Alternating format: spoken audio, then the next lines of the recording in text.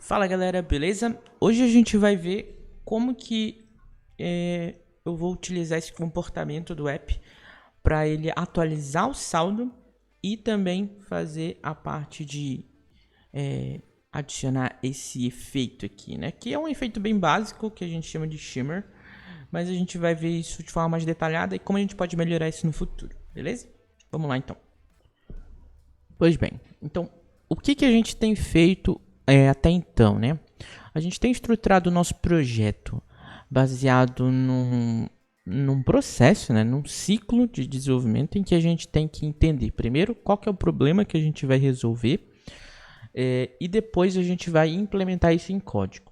Ao longo desse tempo, né, que a gente implementou várias funcionalidades, vários padrões, a gente chegou nesse ponto em que a gente apenas precisa agora implementar esse processo, né? Então, o primeiro passo que a gente viu, né, que a gente, uma vez que a gente tem esse entendimento do problema, do escopo que a gente precisa resolver, que é, quero mostrar o saldo das transações, né, somando ou subtraindo, juntando todas essas transações para mostrar o total geral, né, o total de entradas e o total de saídas, baseado no volume, né, das transações.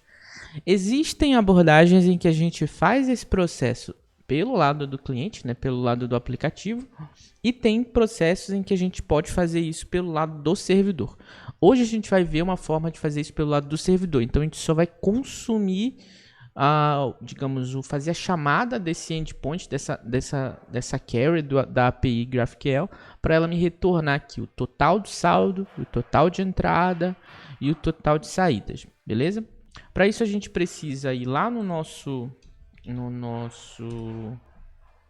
back-end, no nosso controle, né? Que é aqui do Azure Cloud, fazer o launch console. E aí a gente espera o carregamento, né? Existe um conceito chamado de agregação.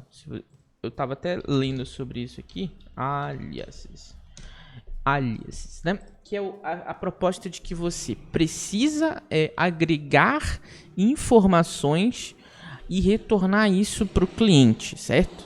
Então, qual que é a ideia? Eu tenho aqui no meu banco de dados as transações, todas as transações, né?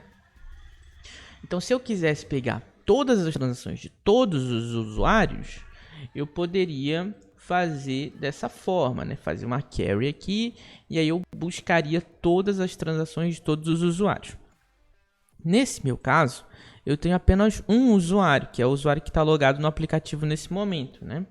Que é o Caio@Rassura, se eu não me engano. Então, são essas transações aqui desse usuário. Ó. Se eu pegar aqui e verificar, tem aqui 200, que é 223, 204, 203, 3 e 12 e assim sucessivamente.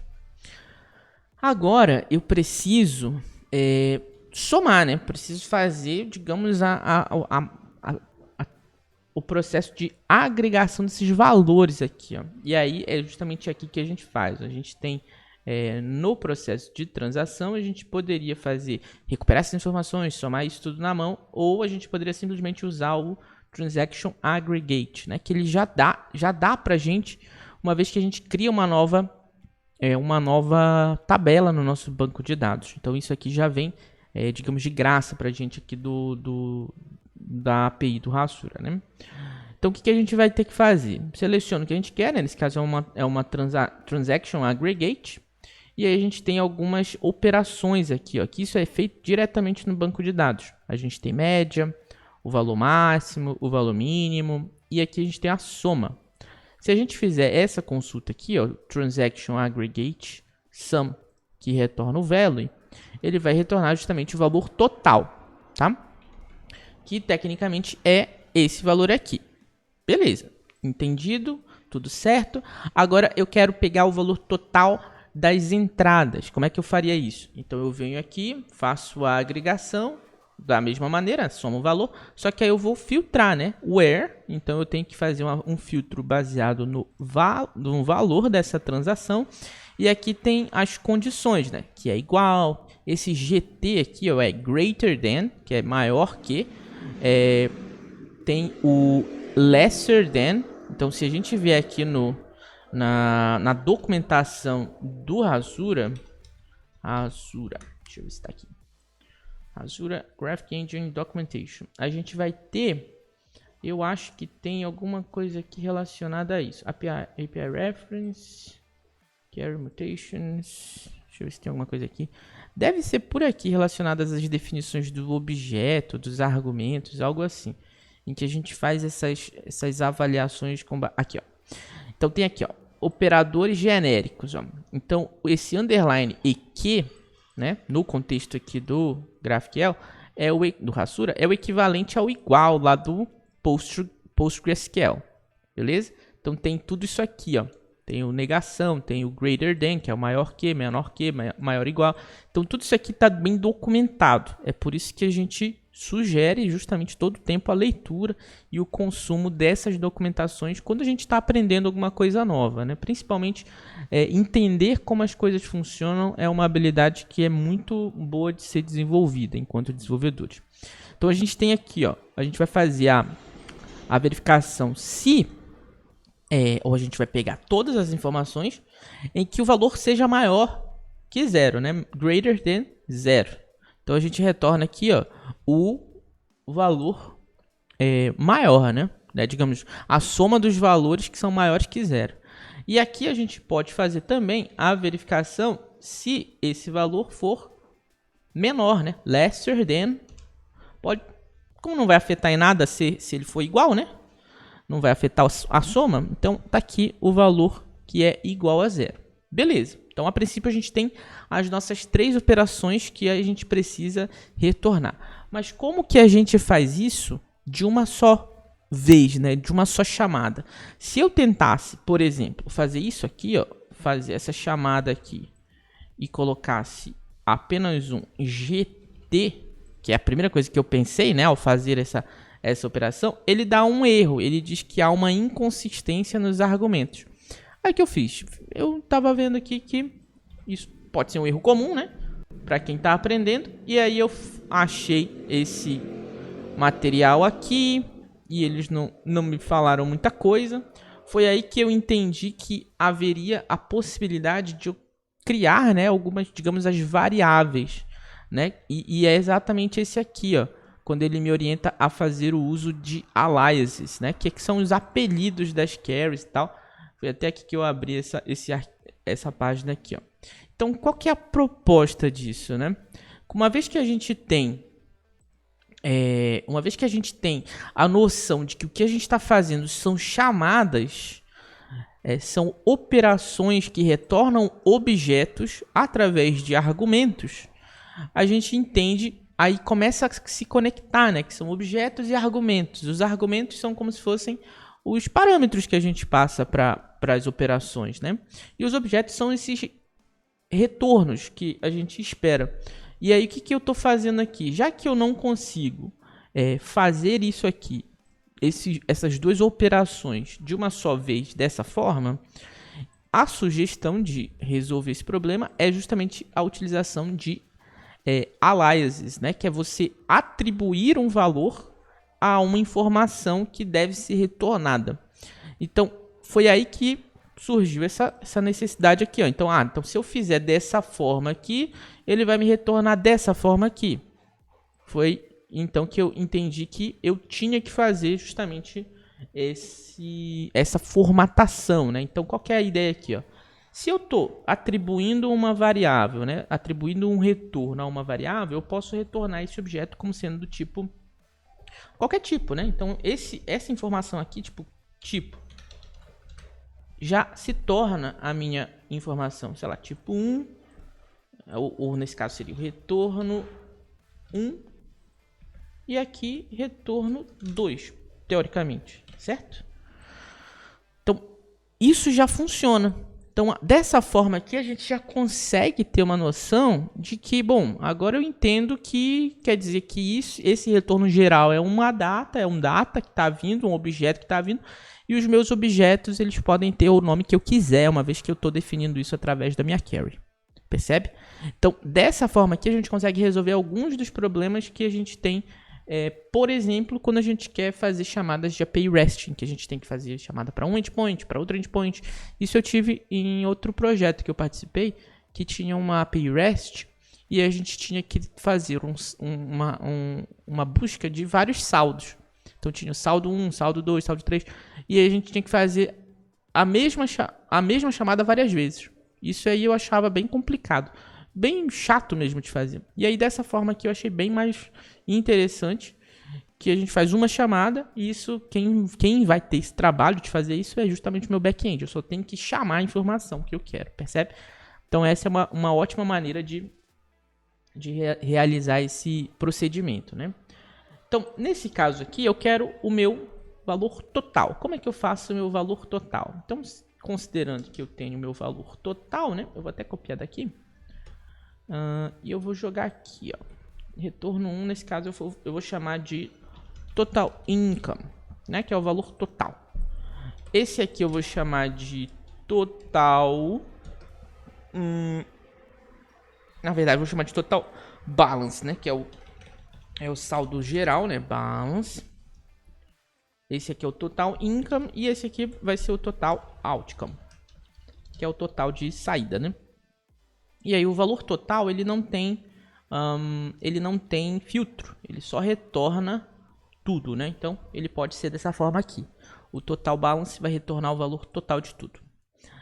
O total income, ele vai ser quando esse valor for maior do que 0.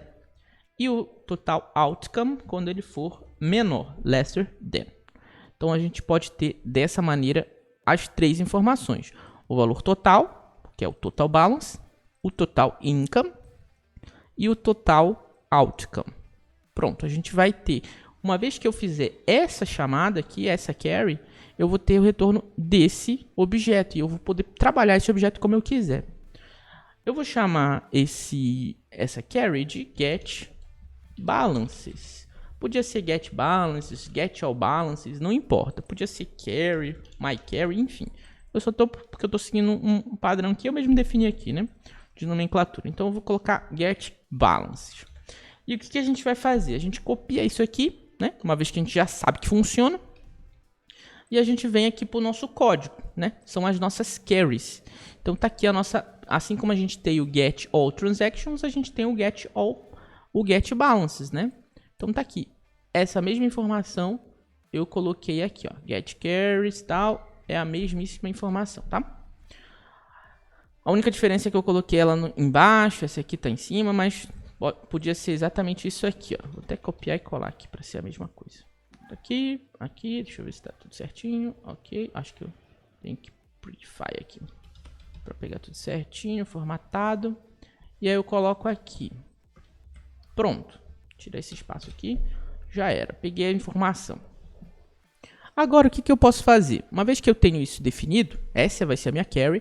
As nossas carries são utilizadas, né? As nossas constantes são utilizadas lá no repositório. Então, eu precisei criar um repositório para fazer essa chamada. Eu entendi que, considerando que o repositório de transações, isso está no contexto de transações, eu poderia manter lá a informação no contexto de transações. Então eu tive que criar aqui o getBalances, né, que é uma função do contexto de Transaction Repository, e ele deve me retornar um Balances Model. E o que é esse Balances Model? Mesmo processo que a gente já fez anteriormente, né? É uma classe que vai representar o meu objeto de saldos. Então tem o total income, total outcome, total balance. E aí tá aqui esse objeto em Dart. Eu apliquei aqui o toMap, fromMap, né? E algumas informações relacionadas a isso aqui. Qual que foi a ideia? Eu tive que fazer uma verificação se isso funcionava, né, para eu fazer essa consulta. Eu tive alguns erros até eu chegar nessa solução aqui. Eu vou mostrar para vocês quais foram os erros que eu encontrei. Antes, ele estava assim, né? Utilizei o mesmo padrão daqui do Transaction Model, né? Então eu comecei fazendo assim, certo? Porque é o que me gera o generator aqui, ó. Então ele já começa mais ou menos assim. Eu tive só que adicionar o try parse aqui, que é o mesmo processo que a gente fez no outro caso. E eu tive que fazer a implementação daquela função, né, no contexto aqui da classe que implementa o Transaction Repository. Então aqui está o add, get all transactions, e esse aqui foi a implementação. Qual que foi a proposta? Eu criei aqui, da mesmíssima maneira que o get all transactions tem, né? A diferença é que ele não trabalha com uma lista, ele trabalha com um mapa apenas. Então eu vou trazer direto o response.data, que é o mapa que retorna dessa resposta. Só que mesmo assim eu ainda tive um problema de pegar essa informação, porque aqui, ó, aqui no data, na parte de permissões, e isso eu realmente tive essa dificuldade, aqui na parte de permissões, essa área aqui de permissões de agregação, ó, estava desmarcada por padrão, né? Ela vem por padrão desmarcada. Se você ver aqui, todas elas têm, cadê? Update, acho que isso só funciona para select, né? Que é as permissões de agregação. Então isso é importante vocês perceberem, porque todas as tabelas têm essa agregação. Só que nem todas, ou nesse caso por padrão, ela está desativada, né? Para você fazer essa consulta de agregação aqui, ó, de funções internas. E aí quando eu tive que fazer a consulta, né, dessa informação, vou colocar um breakpoint aqui, deixa eu ver se tem breakpoint aqui, não. Vou colocar um breakpoint aqui. Quando eu tive que fazer essa consulta, ele pegou a carry, que eu defini lá na carry, e aqui ele vai ter que fazer essa chamada, digamos assim, né? Então, aqui está o response, que ele vai chamar ainda, né? E ele vai ter essa response. E acho que não vai dar esse erro agora, porque ele já está no cache. Mas houve um erro que deu aqui por falta de permissão. E aí eu tive que fazer justamente essa permissão aqui, ó. Permitir que o usuário, né, o user role, faça carries de agregação. E aí justamente ele começou a retornar corretamente. Mesmo assim, da forma que está aqui, ele vai dar um erro. Porque ele não está chamando corretamente. Quem está sendo responsável por fazer, digamos, esse parseamento é justamente o meu model, né? Aqui ele está só vindo o data, certinho. Está vindo o data de acordo com a chamada que eu fiz lá da carry. Só que percebam o seguinte, o objeto que está retornando no data é esse mapa que tem total balance, total income, total outcome. Só que quando eu abro o mapa aqui, ó, ele já mostra o value. No value tem aggregate e outro value tem um sum. E só depois que tem de fato o value, ó, ele está encadeado dentro desses filhos aqui, ó. E isso é muito importante na hora que a gente está tentando identificar, porque eu não tinha percebido uma coisa. Quando eu faço aqui as chamadas, ele de fato me retorna um objeto que tem aqui o data, total balance, aggregate, sum e value.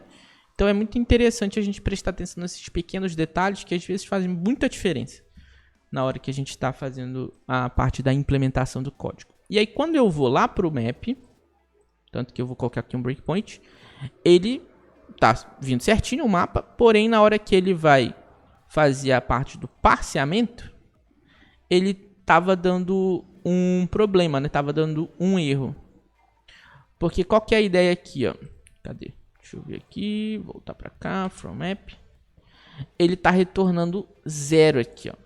Porque teoricamente ele não consegue, né, parsear e tal. Tanto que se eu tirar esse parse aqui, ó, ele vai dar a exceção. Mas eu não vou fazer isso agora. Deixa por enquanto assim. Só, o fato é que ele está retornando 0, mesmo ele tendo valores diferentes de 0, né? São os valores corretamente. Então foi daí que surgiu a necessidade de eu adicionar o map, o total balance, aggregate, sum, value, para todos os casos. Ó. Existem soluções que fazem isso de forma automática, gerando código, né? Porém, eu não utilizei essa forma aqui. Deixa eu só colocar aqui um... É isso mesmo, né? Pronto, tá aqui. Agora, quando eu for fazer essa parte de retornar o balance, ele já retorna teoricamente correto, né? Bora ver aqui, colocar um breakpoint aqui no balance, né? Aí ele faz a chamada, vai fazer o processo de parseamento e agora ele retorna o saldo corretamente, né? Então ele não retorna mais 0, porque ele está encontrando as informações que eu estava buscando, certo? E agora eu posso fazer uso dessas informações na minha tela, né? No meu front-end, digamos assim. Essa parte toda é mais lógica, que envolve a parte de funções, de métodos e tudo mais. E agora a gente vai ter que utilizar esse balance que está retornando, né, esse balance model, no nosso controller. E aí, que controller será esse? A gente poderia fazer de algumas formas isso, né? A que eu utilizei foi através do controller da home, tá? A primeira parte foi através do controller da home. Eu coloquei aqui o get balances e tal. Só que eu comecei a ver que estava ficando muito estranho. Eu tive que fazer o state próprio. E aí o que eu fiz? Eu tirei e transformei aqui o balance card no widget, né? Que é esse widget aqui. Eu criei um controller só para ele, um state, que é aquele mesmo padrão que a gente estava utilizando, e quem é responsável por fazer a chamada desse controller é a home, uma vez que ele é um widget da home. Então, bem aqui, ó, quando eu faço o controller dele seguindo o nosso padrão definido, né? O balance widget controller state. Aí tem aqui, ó, o valor inicial é 0. E depois, quando eu faço a chamada, ele se torna um valor atualizado. Eu até coloquei 5 segundos, mas podia ser 2 segundos para ser mais rápido. Aí ele recebe um valor atualizado. Quem está observando esse controller, né, é justamente E aí eu atualizei também os estados aqui, ó, para state loading, success e error. Quem está observando esse carinha é justamente o Animation Builder, né? O Animated Builder aqui, ó. E esse controller que está sendo passado por parâmetro, né? Aqui nessa classe. Quem está construindo esse objeto é quem está passando esse controle. Então, a responsabilidade se torna de quem vai construir esse objeto. E quem está construindo esse objeto é justamente a homepage. No init state, eu faço a chamada, né? Faço a implementação, a chamada desse objeto construído lá no getLocator. Se a gente for olhar no getLocator, ele já está aqui, ó, do mesmo padrão que a gente definiu, por exemplo, do Transactions Repository. A gente tem o Balance Card Widget Controller, que também acessa o Transaction Repository, certo? Uma vez que ele tem acesso a esse cara, eu posso fazer a chamada do método getBalances. E quem vai ser construído vai ser o Balance Card com o apoio, né, desse controller aqui que está sendo passado para ele. Então, tudo é um jogo de quem está construindo quem é responsável por quem. Aqui dentro do Balance Card, o que eu fiz foi pegar apenas esse controller e utilizar ele nos lugares em que é necessário. E qual mudança eu fiz de fato? Apenas construí um Animated Builder, passei o controller que está vindo por parâmetro, verifico o estado dele, né? Verifico esse estado dele aqui. Se ele for loading, ele vai construir um container, que é aquele container que aparece no momento em que ele está em estado de carregamento. E após essa mudança de estado, ele constrói aquele widget novamente que a gente fez no vídeo anterior. A mesma proposta acontece para esses widgets aqui de baixo. E quais mudanças eu fiz nesses widgets, né, para eles terem essas alterações também, já que ele é um widget separado. Eu tive que colocar também o controller nele, né, no construtor dele, e eu alterei aqui o transaction type, né, eu adicionei um enum com tipo income e outcome, porque ele estava no momento do carregamento, né, quando ele era zerado, ele estava income, e essa seta estava para cima, essa estava para cima, porque ele não estava mais entendendo, que até então era baseado no valor, né? E como o valor ele é 0 para os dois casos, ele estava entendendo que os dois eram income, né? Todos os dois eram 0. E aí eu tive que fazer apenas essa alteração aqui, ó. Então coloquei, se o tipo, né, que está vindo do construtor for income, eu construo a seta para cima. Se não, eu construo a seta para baixo. A mesma lógica eu jogo aqui no texto, né? Se for do tipo income, o texto se torna income, se não, retorna expense. E o restante aqui já é a parte do amount, né? Que é o valor que eu estou passando por parâmetro. E que valor é esse? Justamente o controller balances outcome e o controller balance total income. Fechou? Então, dessa forma, a gente conseguiu construir o nosso widget de saldo integrado com o nosso back-end, alterando o estado, adicionando controller e delegando esse controle para a homepage. Então, está tudo já amarradinho e o processo vai se tornando cada vez mais rápido, mais ágil, porque a gente já tem um precedente de trabalhar dessa forma. Todo o nosso aplicativo está construído dessa forma. Então, essa é uma das maneiras que eu considero bem interessante, né, para a gente entender esse processo, e acredito que agora a gente está num caminho de que faz mais sentido o nosso aplicativo. O nosso padrão ele se torna, de fato, um padrão sendo utilizado em toda a sua plenitude, digamos assim, em todo o seu processo completo, digamos assim. Então isso vai servir para o balance card, poderia servir para o nosso transaction history, se a gente quisesse passar esse controller para cá, a gente poderia criar um novo controller e trabalharia dessa forma compartimentalizada, né? De forma componentizada, cada um com a sua responsabilidade, cada um no seu quadrado, e obviamente a feature que estava realizando essa chamada é quem ia passar essas informações, era quem ia construir esses objetos e passar esses controles, certo? Então essa é uma forma que eu encontrei, que eu acho interessante. Obviamente existem diferentes maneiras de você trabalhar nessa estrutura. Essa é uma que eu acredito que seja de fácil entendimento e que serve para vocês terem uma noção de como essas coisas mais separadas, mais, digamos, com a gente chama de separação de responsabilidade ou separação de interesse, se torna realmente mais interessante e mais modularizado aqui a partir do nosso código, beleza? Eu espero realmente que esse material tenha servido como base para o conhecimento de vocês, e a gente se vê no próximo vídeo com mais informações e vamos desenvolver o nosso aplicativo agora. Quem sabe a gente vai criar nossa tela de construir a nossa tela de criar transações, beleza? A gente se vê no próximo vídeo. Até!